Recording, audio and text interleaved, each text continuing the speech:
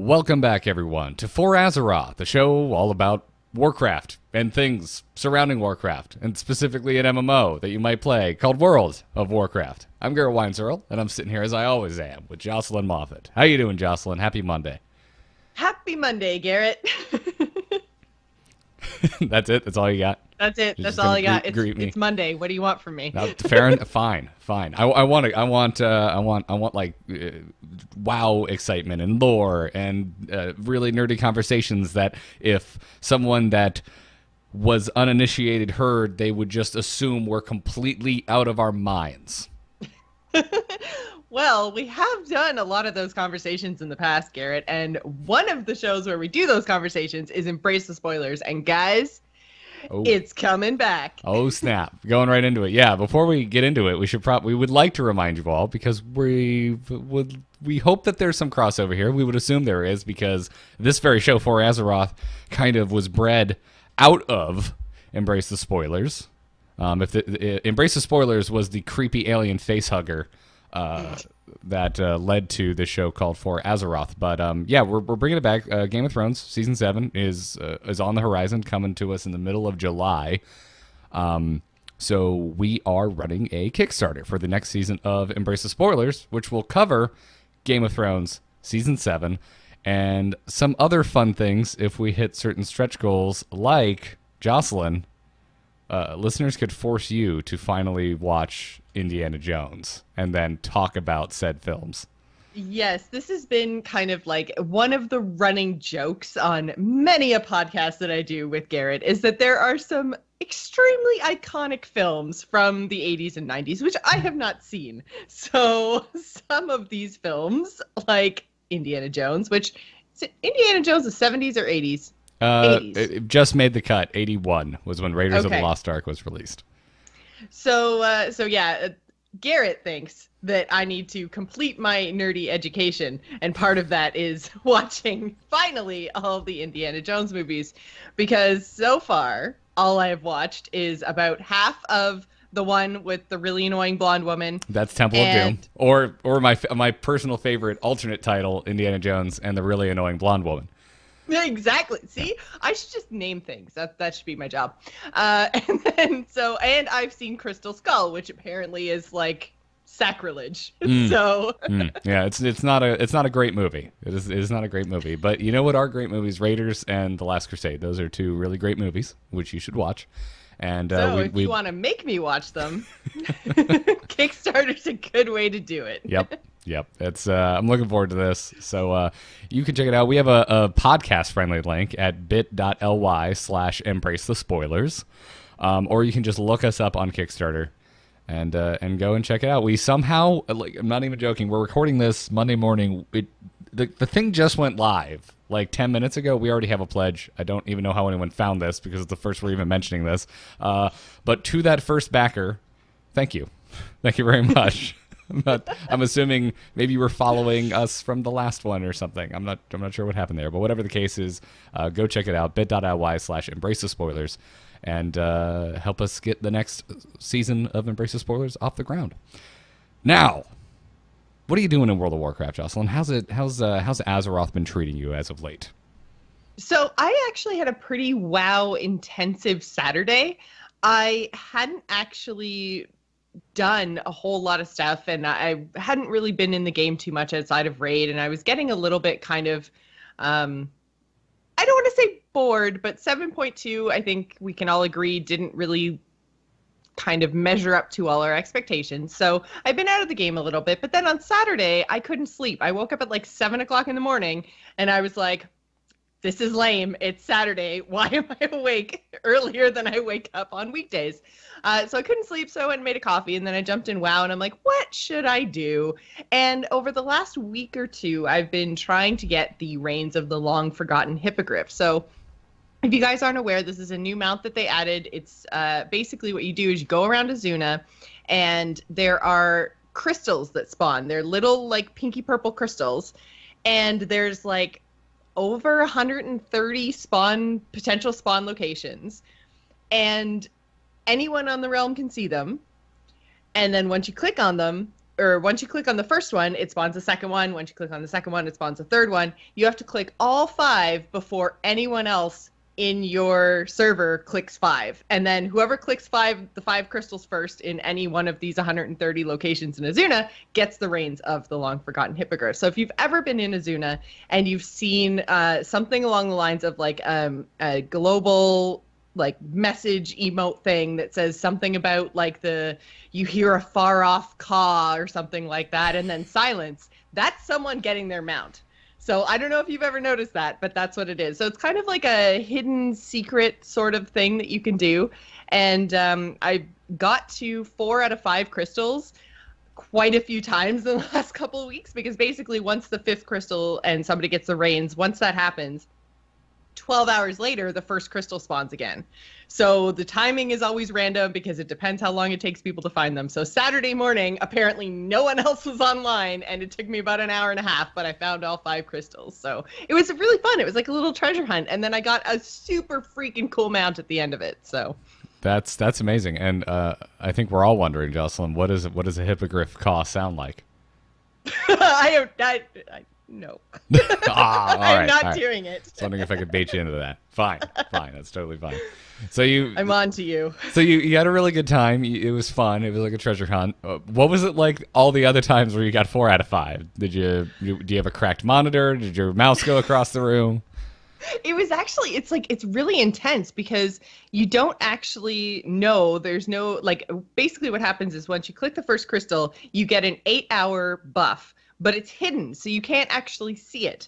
And so you have 8 hours to complete it, and you know that there could be other people going for it. And it's kind of like the more people the more crystals you find, the more you're like, oh my God, oh my God, oh my God. And then you kind of know it's over. Sometimes I didn't get the global message, which is kind of weird, but basically all the crystals despawn once the 5th crystal has been clicked. So basically I went by one of them that I'd already clicked and saw it wasn't there anymore. And I was like, oh, somebody got it. Sad face. So, but it was like super intense because it's like you're in a race where you don't know how far the other person has gotten. But yeah, one time I had an alliance tailing me and I was like, you son of a bitch. That's great. I love that kind of stuff when it happens. I've never tried for that particular mount. The one I tried for the most and still don't have to this day, because, dear God, it is maddening, just deeply maddening, is the Time Lost Proto Drake, which... Oh, yes. Yes. Are you aware of this particular mount? Yes, I have camped for this a few times. But, I mean, it's just... Anyone that I know that has it basically said that they were randomly questing in Storm Peaks and happened to get stupidly lucky and had the Drake spawn. Yeah, it's a pain in the butt. I believe there are if memory serves me correctly, there are ways you can game it, because I believe its spawn is tied to other elite rares. Yes. So I know back in Lich King, folks used to go out like in hunting parties, and they would take different areas of Storm Peaks and just go on a murder spree of every rare they could possibly find, and that would actually help the respawn timer on it. But yeah, I still don't have one. I got my Ulduar achievement Proto Drake, which looks cooler, so I just gave up on it. But the Time Lost Proto Drake is the world spawn I always wanted to get. And that's why I really enjoyed this one, because there was a little bit more of a kind of challenge to it than just straight up camping the spawn point. It was very much like there were a lot of places that you had to visit. Like you basically had to just keep doing laps of the zone to try to find all the things, because, if you checked a spawn node and then found a crystal, then the next crystal in the sequence can spawn anywhere, right? So it could be somewhere that you've already checked. So it was very like, you had to be really meticulous to try to find everything in time. And so I don't know, I really, really enjoyed it. I thought I had a great, great time. And then, so I started thinking about it. I looked at how many mounts I had and I was like, I'm at like 100. I don't have very many because I don't have a lot of like drops and things like that, because I have never like farmed raids or anything like that, raids or dungeons. So I had like 130 something mounts, and I was like, wow, I'm actually pretty close to the 150 mount achievement, which comes with another mount. So I was like, you know what? I'm going to see what I can get pretty easily in, this kind of grinding time that I have on Saturday. And so I ended up grinding rep from basically 0 to Exalted with the Golden Lotus, which is so freaking easy now, dude. I miss where you can just go kill a whole bunch of dudes and they gave you rep to a faction. Man, that was easy and not time gated.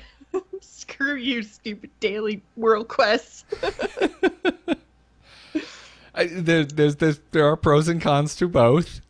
Usually at level, killing things to give you rep it does take a long time. Is just awful and makes me think of OG MMOs back in the day where you just had nothing better to do than to just kill things in a forest until you accomplish what you were trying to do.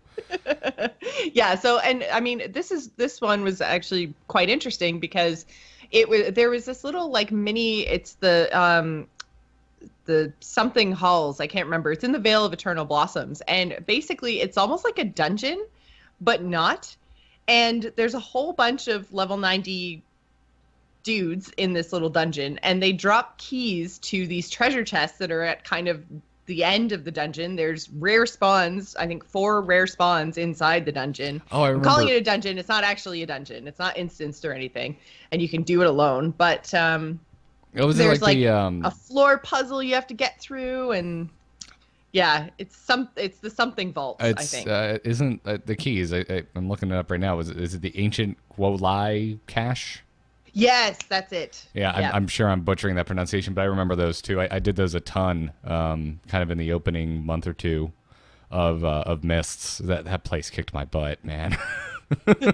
Yeah, but all of that stuff is new to me. I've never done it before. I've never seen it before. So I just went around. I got a couple of sky shards, which is actually really cool because when you get 10 of them, then you can kill the big what are they called? The Pandarian mounts, the serpent things. Cloud serpents. Cloud serpents. Yeah. The serpents that are up in the clouds, those. Yes. You almost had it. Yeah. No, Miss was that's where they started to really kind of have fun and experiment with these hidden events, items and locations out in the world. I remember stumbling across my first just random tiny little thing you could click on in a cave, and it gave you a garbage item worth 100 gold, and I'm like, why is this even here? But this is really cool. And then you find out they're all over the world, and then plus that particular hidden mini puzzle dungeon in the Vale of Eternal Blossoms was really sweet. Yeah, so I went through and I killed a whole bunch of dudes and got my Golden Lotus rep up to Exalted, which then I was able to purchase 3 riding cranes. And then I went all the way back to Burning Crusade, and I went and I was farming the ogres for the Mag'har rep, the kind of brown orc faction in Nagrand. So you get war beads, and you can turn in 10 war beads is 250 or 500 rep. I can't remember now. But you basically kill ogres and turn in their war beads, and so then I ended up with 8 mounts out of getting Exalted with that faction. So I'm very, very close now to my 150. So basically I just spent my time going through old content and grinding rep with factions that I hadn't spent any time with previously, because in Pandaria, I was not at the point of grinding anything. So I kind of leveled through that content after everybody else. So Golden Lotus, for instance, I never even saw the original quest hub, because by the time I hit Vale, Garrosh exploded it with bad Sha stuff. So well, yes. And they should revert that. I'm ready for it to be pretty again. Yeah, I know, right? Speaking of mounts and Nagrand, did you ever get your Talbuk from Hala? Yes, I did, because that was actually, I was so confused, and I sold the currency 4 times because I thought it was junk. But you used to get the currency and enough currency to buy them from garrison missions in Draenor. You used to get exactly the amount of currency you needed to go buy them out from these missions, and I thought it was just total garbage, so I kept selling it. And then finally I looked it up, I'm like, what the heck is this for? I'm like, oh my god, I could have had them out 4 times over. Oh, that's funny. Yeah, it's not like it tells you what the heck it's for. It'd be nice if it did. Mm-hmm. But yeah, so I have that mount already. But the other thing, when I was grinding Golden Lotus rep, I was in Pandaria, and so I looked it up, and I was like, is there anything else I can do? Because not that murdering all of these Mogu in Vale of Eternal Blossoms is boring. I was actually having a good time, but I'm like, I know there's like rare spawns that used to drop rep tokens. Like maybe I should fly around and look for those for a bit, just for a bit of a break. And then so one of the rare spawns was actually on a ship off of an island that I didn't even realize existed. It's like straight north of Pandaria. It's part of Kunlai Summit. And it's the, like, basically the base of the Zandalari trolls. It's called the Isle of Giants. And again, like, I literally did not know this existed. And it's covered in freaking huge dinosaurs. Dude, I was freaking out. I'm like, I get to the ship and I kill the rare dude and I'm like, wow, that is a really big Devilsaur. And then I kind of turned around, I'm like, there's an island of Devilsaurs. This is amazing. I was just freaking out. My favorite thing is in the notes, everyone, Jocelyn wrote, I found Jurassic Park. Yep, I really, really did. I'm so glad you brought that up. I think I stumbled across that once, again, on accident. I didn't actually do anything out there, and I remember thinking it was cool, and I kind of forgot about it. So I'm glad you brought up the Isle of Giants. Yeah, I didn't. It came in, I think, in 5.2. So this was like Isle of Thunder, Thunder King, Throne of Thunder, all that kind of stuff. And I've got to say, playing through Pandaria stuff and kind of realizing the stuff that came out in 5.2, when I contrast that to 7.2, I'm just like, oh man, like, wow, you were doing so well through Legion. Like, this expansion was amazing. And then I look at 5.2 versus 7.2, and I'm like, oh, there goes that ball. Somebody dropped it. Because, like, 5.2 was so cool. So cool. There was so much to do on Isle of Thunder. And then, you know, the Isle of Giants was a thing I didn't even know happened, but it's there. There's, you know, a rare. There's a mount you can get if you kill enough dinosaurs. I was going to say dragons, but that's wrong. Dinosaurs. Yeah, no, I think the Isle of Thunder is one of the best content patches we've seen in the game. Yeah, it was and again, so good. Yeah, 7.2, I think a lot of it comes down to just the time gating. I think if granted, we would all be sitting here complaining, I think, that nothing has happened in so long if they waited. But if they launched it like simultaneously with the raid, if everything just hit at the same time, I don't think it would have been... I don't think we'd necessarily be having the same conversation right now, because, I mean, the raid is a huge part of that, and especially for you and I. We both raid. Mm-hmm. So I think that being a missing part is ridiculous. Although, that being said, now that I think about Isle of Thunder, man, like, it's so much better than the Broken Shore. There was so much story going on there. There was so much happening. There was, you know, different steps of the campaign. I'm pretty sure 5.2 also, because there was the legendary quest line. That's when a lot of the stuff, like the Dagger in the Dark scenario, which was the Garrosh tried to assassinate Vol'jin thing, and all of the Alliance versus Horde in the Krasarang Wilds, and all the rep you had to get with the Black Prince to prove that your faction was better than the other. Like, all of that stuff was 5.2. It was a big patch. It's a big patch. Crazy good. Lots of stuff. I'm so sad that I missed it. Like, I wish I'd been at level, like, cutting edge the way I am now in 5.2. So, man, it was cool. I think I came back to it like a month into it. People had already kind of moved on. And I was just running around getting stomped by Triceratops. You say that like it's a bad thing. I had a good time. I went out there and I was like, oh my God, why did I stop playing? This is amazing. Yeah. So I just thought I should give that shout out to Pandaria because, like I said, I was sitting there grinding rep for a faction and it was still fun. And it's so pretty. And I had a great time out there. So shout out to Pandaria because it was actually a really great expansion. And there's lots of cool stuff still to do. Agreed.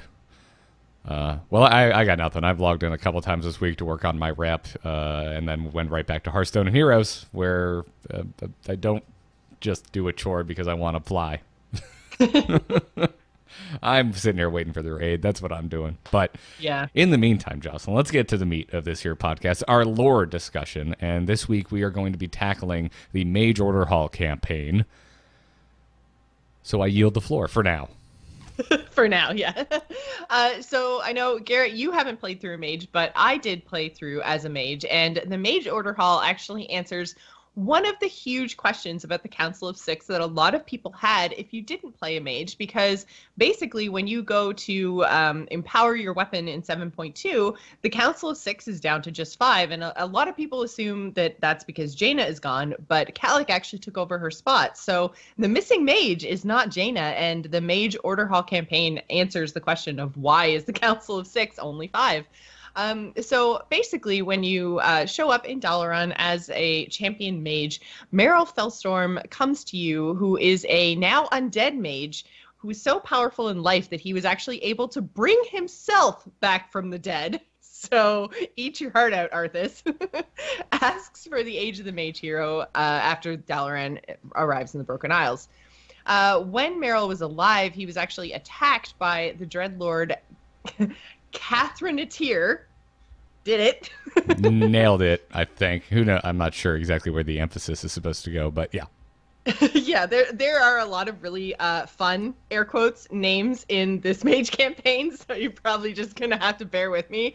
But basically, the attack on Azeroth by Catherine Atir caused the Council of Tirisfal to pool their power into one being, which was the Guardian of Tirisfal, that if you guys are familiar with Medivh, which I'm sure that you are because you're listening to the sound of my voice, and I've mentioned him more than once, he was the last Guardian.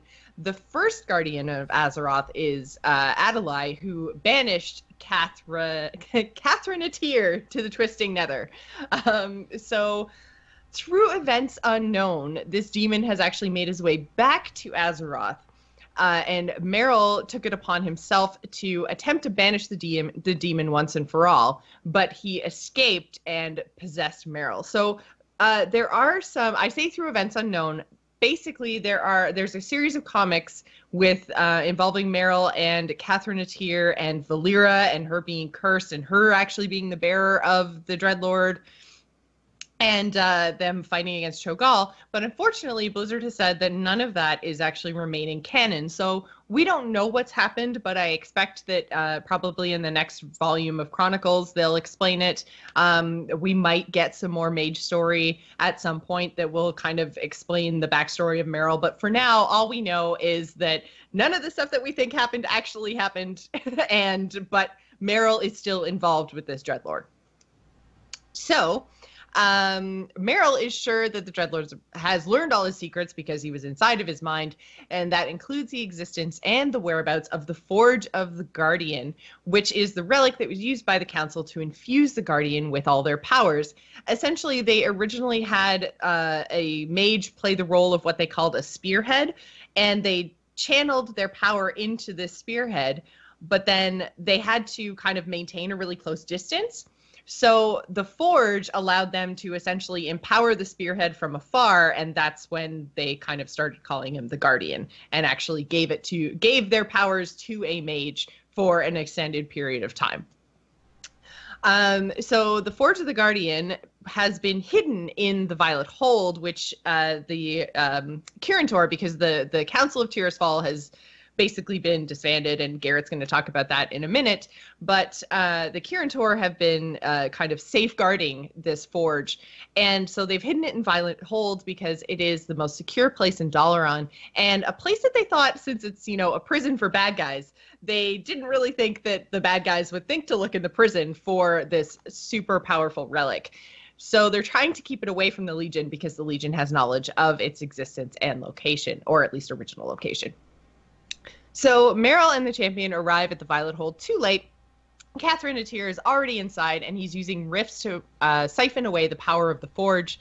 Meryl distracts the Dreadlord as the champion is infused with Aladai's power through the Forge in order to banish the demon.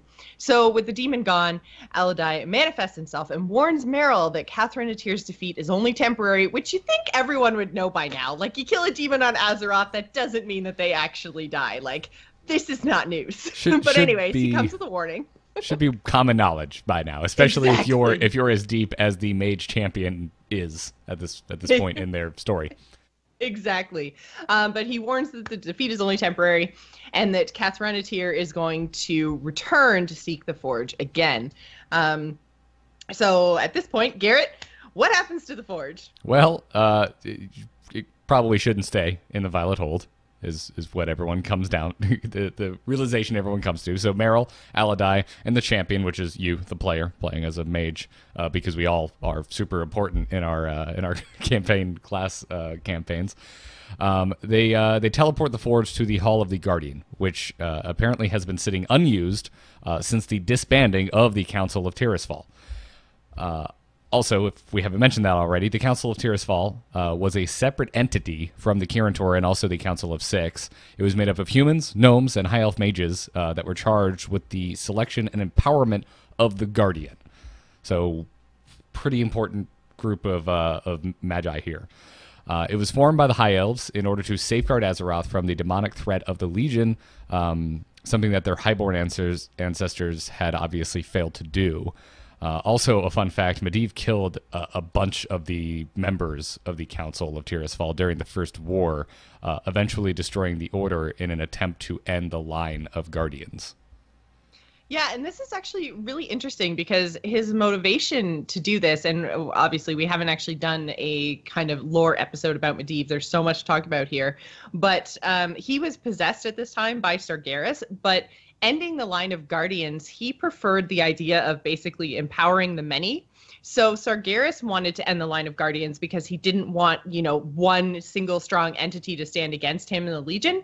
But Medivh wanted to end the line of Guardians in order to empower everyone else. So it was different reasons, but the same goal. And obviously, if Medivh was in power of himself, he probably wouldn't have just murdered them all. He probably would have, diplomatically ended the council and ended the line of Guardians, but one way or another, it was one of the only goals that he and Sargeras actually shared, was to end the line of the Guardians. Yeah, one would think you could just destroy the forge, and you would have no way, again, to empower one person unless you wanted a bunch of mages in tow with the one person being empowered. Yeah. So, well, whatever the case is, moving on. So the hall has fallen into disrepair because it hasn't been used in so long, but there are still wards protecting it, and they are still quite strong. So this will still be able to serve its purpose as a hiding place for the forge. Meryl decides to reform the Tiris Guard to protect the hall and the forge. The Tiris Guard were powerful champions of the Council of Tirisfal. And they basically would do battle and protect Dalaran in the Guardian's absence, which is so cool. I love the idea of like an elite group of warrior mages. Yeah, right? Yeah, they even tracked down the Guardian, is it Agwyn? I always pronounce this wrong. It's Agwyn, I think. Agwyn, okay. Agwyn, yeah. When Agwyn went rogue, they tracked that Guardian down. The Forge of the Guardian is repurposed to empower ancient weapons unearthed by the Tiris Guard, almost like this game needed a way to make special weapons.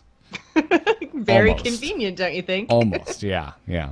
Whatever the case, Meryl summons some of the most powerful mages of Azeroth, including members of the Council of Six, even though there's currently 5 of them, to the hall. Well, at this point, there's still 6. Oh, sorry.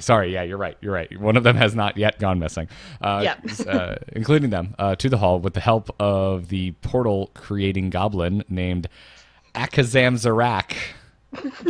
Well done. Again, not sure where the emphasis on syllables goes there, but that's my interpretation.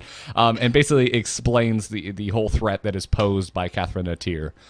At this time, Meryl passes leadership of the reformed Tiris Guard to you, the Mage Champion, and the millions of other Mage players around the globe. But just you're special, as Meryl no longer just does not see himself as a leader nor a strategist, and dubs the player the Conjurer of Tiris Guard.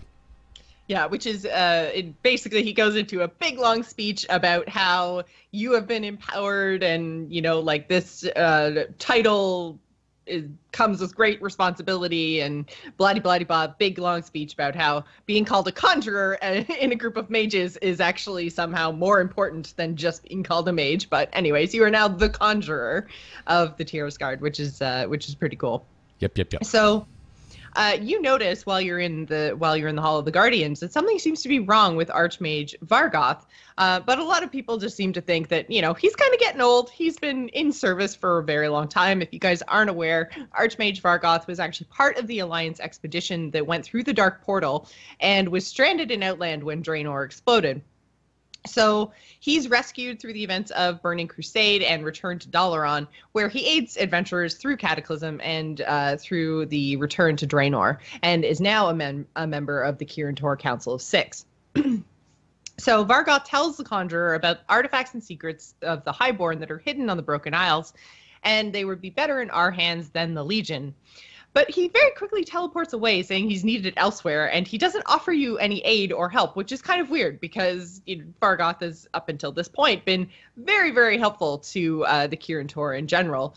And so basically you're kind of like, huh, that's weird. He's not acting like himself. So there seems to be a lot of really strong magic emanating from the Empyrean Enclave in Azuna. So Vargoth's apprentice, Ravendower, I think, Dwyer maybe, Raven Dwyer, is sent to get Meryl and help investigate, but Meryl has fallen strangely ill. So you decide as the conjurer of the Tears Guard that you are essentially going to fill in for him.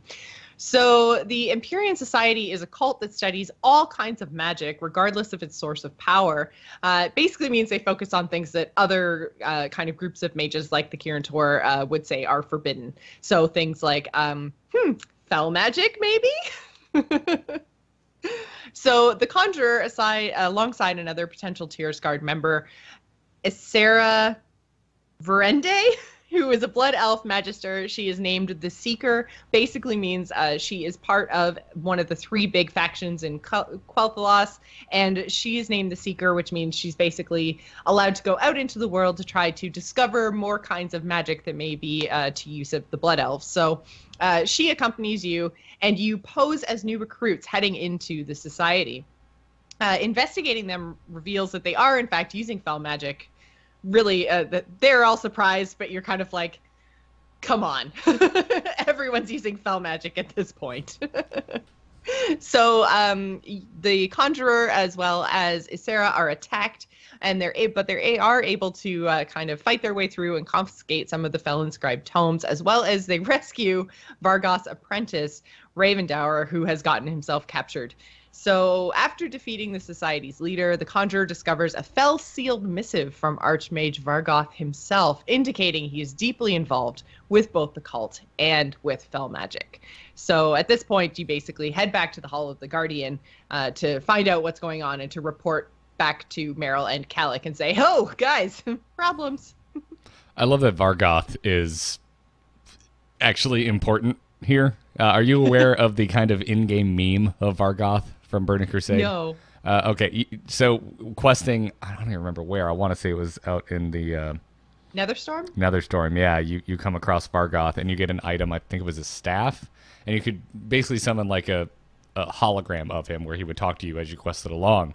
And it just became this joke to pull him out anytime, every time, anywhere you were with a group, like in raid, in Shattrath, wherever. Just these stupid visions of visions of Archmage Vargoth just popping up everywhere. So it is hilarious. He was just a joke to me in Burning Crusade, and I love that he is now a major player in the Mage Order Hall, and also somehow became part of the Council of Six. Yep. So that's my fun little personal note on Archmage Vargoth. Moving on. So Meryl has declined rapidly since the Conjurer leaves the Hall of the Guardian. So Archmage Khadgar has been summoned to help, and he reveals that the illness is magical in nature. He's also very upset by Meryl's illness and is concerned about Vargoth's involvement with fell magic. But since he served the Kirin Tor so well in the past, Khadgar gives him the benefit of the doubt. But he also wants to go tattle on him to the Council of Six. So, basically, yeah. Yeah. It's like, I'm going to give him the benefit of the doubt, but we must tell everyone he's evil. Yeah, Khadgar be a snitch. Yeah. Khadgar's a snitch. So he goes and tells the council. The council finds it very hard to believe, but Calic stands behind the accusations of the Conjurer. So the council agrees to investigate his living quarters. Calic and the Conjurer go and discover that the Archmage has not been back to his living quarters in a long time and has notes on a very powerful Nightborn Soulstone. And yeah, so they literally find a moldy donut, and they're like, who leaves a donut? Clearly he hasn't been here in a while.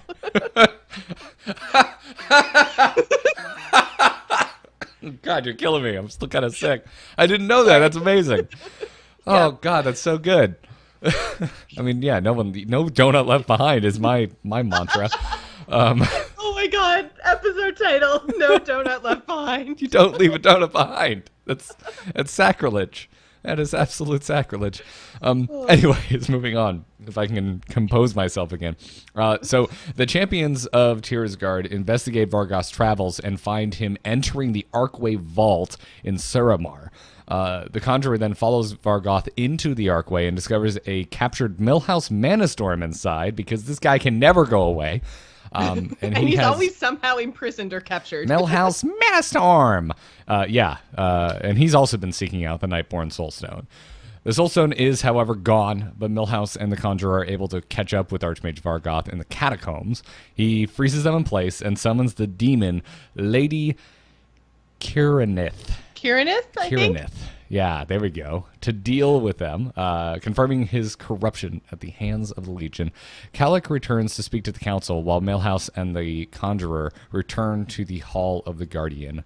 And I want this buddy cop movie with Millhouse and the Conjurer.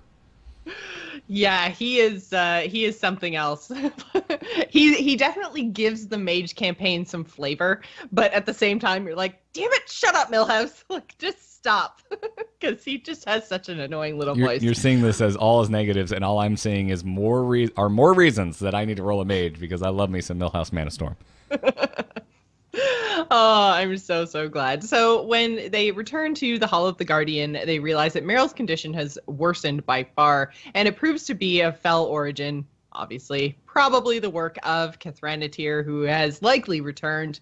So the Conjurer brings Meryl a flask of water from the Wrath of Ashara, which, if you guys remember, is the kind of final boss. It's in the middle of being summoned when you get to the end of the Eye of Ashara dungeon. And so basically it is so infused with arcane energy that it will give Meryl, basically buy him some time. It's like medicine. It's like, if you have enough arcane, then the fell can't take over. So while he rests, the Conjurer follows Archmage Vargoth to the Oculus, which has been taken over by the Legion. So they begin the assault on the Oculus, and the Conjurer finds Archmage Vargoth imprisoned in the center of the Oculus by 3 fell demon mages, who you have to defeat. Vargoth, so then we find out basically Vargoth didn't willingly betray the Kirintor. He was contacted by the Empyrean Society while looking for the Nightborn Soulstone. When he arrived at the Empyrean Enclave, Cathranatir was waiting and took over his body. Dreadlord in Order Hall campaign number 2. And it's not Jaina. It's still not Jaina. Even though this is the Mage campaign, it's still not Jaina. Nope. So basically, Cathranatir has been using the power of the Nexus and the Nightborn Soulstone to attack Meryl from afar and drain him of his power. Archmage Vargoth and the Conjurer confront Cathranatir, but do not fight alone. The Council of the Six arrives to help fight, while the Conjurer uses the Nightborn Soulstone to imprison Cathranatir for good. The Nightborn Soulstone is then taken to the Hall of the Guardian for safekeeping. Vargoth's name is cleared. Meryl is cured of his magical illness, and the Conjurer is given the title of Archmage for their service to the Kirintor. End scene. That is awesome. Yeah, it was a pretty cool experience. So this is one of the campaigns that I did play through, and it's really interesting that it's just like, it's another one of those things where everyone knows that there's only 5 of the Council of 6 that are present, but there's no explanation given whatsoever, and it turns out it's because he's just not there because he's actually possessed by a Dreadlord. Yeah. Well, I like that. It's this little wink and a nod to the outside world that something is obviously happening with the Council of 6, but it doesn't explain it. But then if you play through the Mage campaign, you get to learn more about, why that is so. Well, way more about why that is so. Yeah. Which I really dig. I love this, that this was this cat and mouse game with Dreadlords, and none of it involved Jaina, which I think this is the final nail in the damn coffin. If Jaina is not a Dreadlord, if she was going to be, we would have pulled that little thread out now. Yeah. But I feel like Jaina's story, if they were going to do it in Legion, then the Mage Order Hall campaign would have been a good place to do it, where you could investigate Jaina. Either she's a Dreadlord or she's not a Dreadlord, and then you get her back into the fold, essentially. Now, and I don't know if you know this, and we might just get a bunch of tweets and emails, but my question is this the first time where we've seen Dreadlords possessing someone as opposed to, because like in the past it's usually they're posing as someone and that person is just themselves a Dreadlord. In this case, that's actually Vargoth. He was just under the influence of a Dreadlord. Yeah, so the thing with Cathranatir is he seems to be more of like a spirit presence as opposed to an actual like physical body Dreadlord. So he is kind of unique in that way. He, at least in the comics, was very much like a curse that would be placed on somebody, which is what happened to Valeera. She was like cursed with his presence and then got covered with tattoos that kind of looked very much like Illidan's tattoos. So she was actually almost very much like Demon Hunter, because that's the idea behind Demon Hunters, right? Is that you are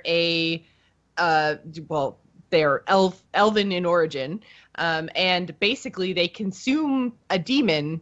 And that's what all their tattoos do, is they basically like hold the power of the demon within the demon hunter, and that makes them strong enough to fight against demons at large. So Valeera, when she gets possessed by Cathranatir, she essentially becomes like a demon hunter, but the problem is he's too powerful for her. But he does do like kind of a possession jumping from person to person sort of a thing. That's the way he operates. And so it's something that can be inflicted on a person or something that Cathranatir can choose to do. But either way, he is a spiritual presence more so than a physical Dreadlord presence. So you're right. This is, as far as I know, the only Dreadlord that operates in this way. All the other ones tend to imprison the real person and then just take on their kind of face. But they are physically the Dreadlord at the time. Gotcha. Okay, cool. Yeah, I just don't recall ever coming across this type of Dreadlord, I don't know. Possession basically? Before. Yeah. Yeah. I've never seen it before, but if it has happened it's before, also, I'm sure it's very similar to Sargeras and Medivh as well, right? Like Medivh was still Medivh, but he was kind of sharing his body / soul with Sargeras. Right. Right. So but that's it's also a similar sort of idea, but yeah, I chalked Sargeras up to like Superman level of he just has whatever power is convenient for him to have at the time because he's all powerful. Exactly. Yeah. So I find this little trickery by Dreadlords rather interesting and unique in the long line of Dreadlord skullduggery we've seen in the past. So, well, very cool. Man, I want to boost a mage so bad. I've spent so much money on WoW, guys. You don't even understand. Like the thousands of dollars I have probably spent on just faction and server transfers alone. It makes buying a boost just seem really funky. Whatever the case is. And your 12 years of sub? Well, that's why I said alone. And let's not even get into that. It's not even, don't want to talk about that. I don't want to think about the other things I could have purchased with that money. It doesn't matter. I've really enjoyed my time with WoW. Whatever the case is, let's move on. Let's take an email and wrap this episode up. Your emails, you can send them to fazpodcast@gmail.com. That is fazpodcast@gmail.com. Jamie M. writes in this week and says, "Hey there, G&J." I like that. That's fun. It almost sounds like it should be like a drink or something, like a G&T. Well, it's like... Oh, no. It could be gin and juice. It could be gin and juice. There we go. It could be. Yeah. Rolling down the street. Is now. Anyway, Jamie writes in and says, "I was hoping to ask a question. I am sure there are a lot of Vol'jin theories out there. How do you feel about Vol'jin dying, but not before conspiring with Sylvanas to get the lantern from the Valkyr and the power to res him? She would resurrect him from the Shadowlands while he is convening with the Loa to find out about N'Zoth. What if, while Sylvanas was in the northern parts of Eastern Kingdoms, she found something? So looking at her roles similarly to the misinterpretation of what Illidan was doing in Burning Crusade, we think she is up to no good, but she is actually trying to preserve and protect herself mostly, but may have other motives. So post Argus Bridge to new expansion, we come back to a darkness spreading, and Sylvanas and the Loyalists are working with the Valkyr to transform everyone else, humans, elves, etc., into shadowy spirits that can cross over into the void/shadows to fight the last old god. I may be off royally and haven't done a lot of digging to support anything I've said, but just a curious thought and was wondering your take. Thanks again for your time. Take the reins, y'all. So we haven't actually done a lore segment on Vol'jin, but I think that he is going to be probably our first major lore character after we're done covering all of the order halls, because there is a lot of stuff circulating right now. So basically at BlizzCon, Blizzard confirmed that Vol'jin's story is not over yet. And in a recent Q&A, Ian basically said, like, he's dead. What more do you want? Wink, wink. So, we know that there's something with Vol'jin's story that is still unresolved. I love this theory. I think it's so freaking cool. But, yeah, like I don't know. I still think that Sylvanas is a little bit out for herself, but I do like the idea of Vol'jin either becoming a Loa, which is something that the Zandalari trolls think is possible if you are extremely connected with the Loa, I guess, if you're kind of enlightened and very spiritual as a practicer, as a shadow hunter, which Vol'jin was. There are quite a lot of times where he's had either direct interactions or visions from the Loa. And if you guys, I think we mentioned this in one of our lore segments, but basically the Loa are the word that the trolls give to the wild gods. So these are, very powerful beings, birth of Azeroth itself. They all kind of have dominion over different things.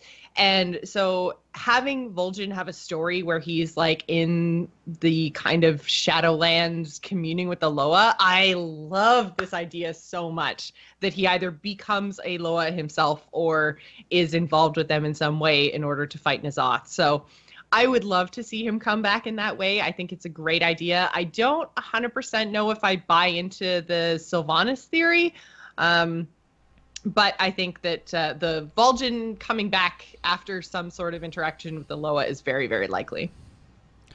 I think this is pretty rad. I'm with you. I think the Sylvanas stuff here, I think, is a bit of a stretch. Although I like the idea of her and Vol'jin having some type of plan before he kicked it. Yes. But it wouldn't be the first time he brought someone. I can also see him doing basically exactly what he did, where he said, like, this is a message from the Loa. Sylvanas is to be our war chief, and not giving any more information, because it does kind of seem like maybe then there is something more there. There's something going on between the two of them, but they don't want to kind of show their hand. Yeah, I don't know why he would invoke the Loa. Yeah. And if he's being true, why the Loa chose her.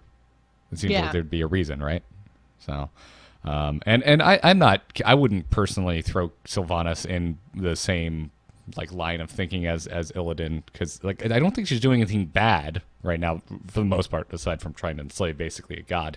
But I just think she's being a bad leader. I don't think she's necessarily doing for the most part evil things, again, other than enslaving a god. But in the grand scheme of things, I think Illidan has done way worse things than Sylvanas is doing right now, currently. Running around the Broken Isles. I just think she could, maybe put her desires for her own people on the back burner for the greater good right now, and maybe lead the Horde as a whole. That would be, I don't know, a war chief thing.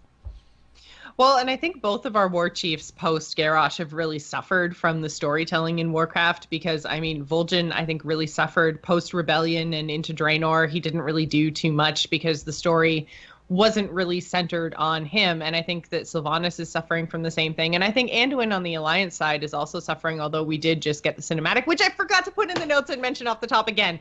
Grr! Talk about it now. It's fine. It's fine. Anyways. Again, I argue there's really not much to talk about other than it was really cool and heartfelt, but it advanced the story in no way, shape, or form. Well, it basically got Anduin to the Broken Shore post the death of his father, and it kind of showed him becoming more of a leader, because there's a whole quest line leading up to the cinematic where you basically accompany him around Stormwind. You eavesdrop on his advisors, who are Greymane. So Greymane's back in Stormwind. That's a thing.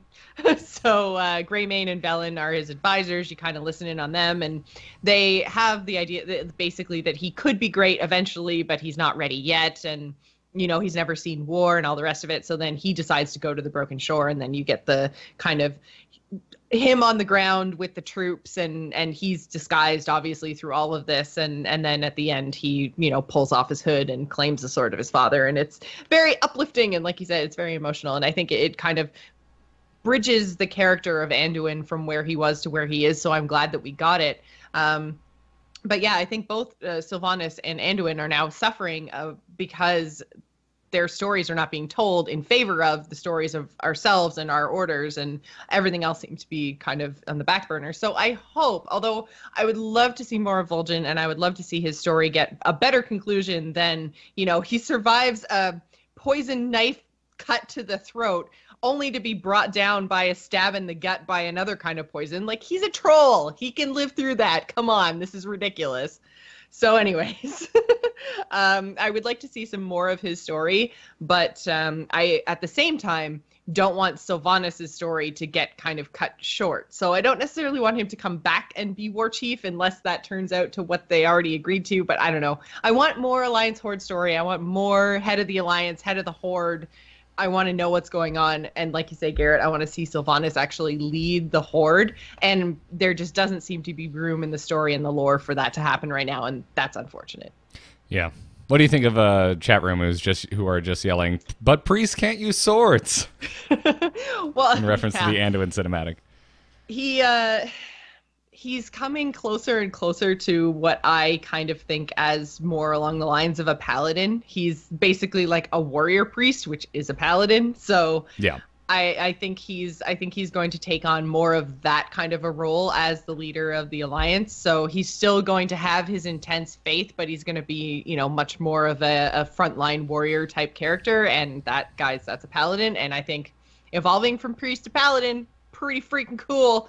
And especially when it's the sort of thing that like your stature and role kind of requires for you to be a little bit less of a pacifist, for you to be a little bit more proactive. I think that's a great role for him to take on. And I love the idea because he would kind of be the first one that we've really seen. I guess we've seen some like mages turn warlock and things like that, but well, in terms the whole of story our leaders. Sorry. Yeah. In terms of leaders, you're absolutely right. I mean, the whole story of the Paladin Order, though, were priests that decided to become more of a... Take up arms. Yeah, you're right. More of a bulwark. And I've wanted a Paladin leader on the Alliance forever, so that would be really cool, and I'd be super into that. Yeah. So I think that's the kind of warrior priest turned paladin is the way they're taking Anduin, and I really like that idea. So I'm aboard. Yeah, I am too. Priests can use swords when we call them paladins. And I really enjoyed the cinematic, by the way, everyone. I don't think it really moved the story forward in any way, shape, or form. And while it was, I think, a very moving tribute to Varian, I still think the best Varian tribute we have received was from Heroes of the Storm with the Varian Ragnaros reveal cinematic. Yep. But by the way, like a kind of half torn up hood makes any character look infinitely cooler. I know. When you're following him around Stormwind and he's trying to see like what his subjects think of him and stuff. By the way, it's really not flattering. But when you're following him around Stormwind, I'm following around like, man, he looks badass. Very roguelike. Yeah. No, I like Anduin. I just want to see them move it forward. Let's move the piece along the board. I want to see where he goes next. Same thing with Sylvanas. Let's see what our leaders are doing. Let's see what politics are unfolding within the Alliance and the Horde. Mm-hmm. So, well, that's going to do it for this episode. You can keep those emails coming to fazpodcast@gmail.com. Keep those iTunes reviews coming as well. If you're listening to us on iTunes, go and drop us a 5-star review if you dig the show. I haven't thanked anyone in a while. Let me thank right off the top Darkstone, UID, Cryan, and A7X for life. I guess somebody likes Avenged Sevenfold a lot. So, thank you for your 5-star reviews, everyone. We, as always, can be found on iTunes, amove.tv, or youtube.com/amovetv. You can catch us live Mondays at 12 p.m. Eastern Time right here on twitch.tv/amovetv, or just about anywhere, thanks to alphageekmedia.com. But, Joss, where can folks find you around the web?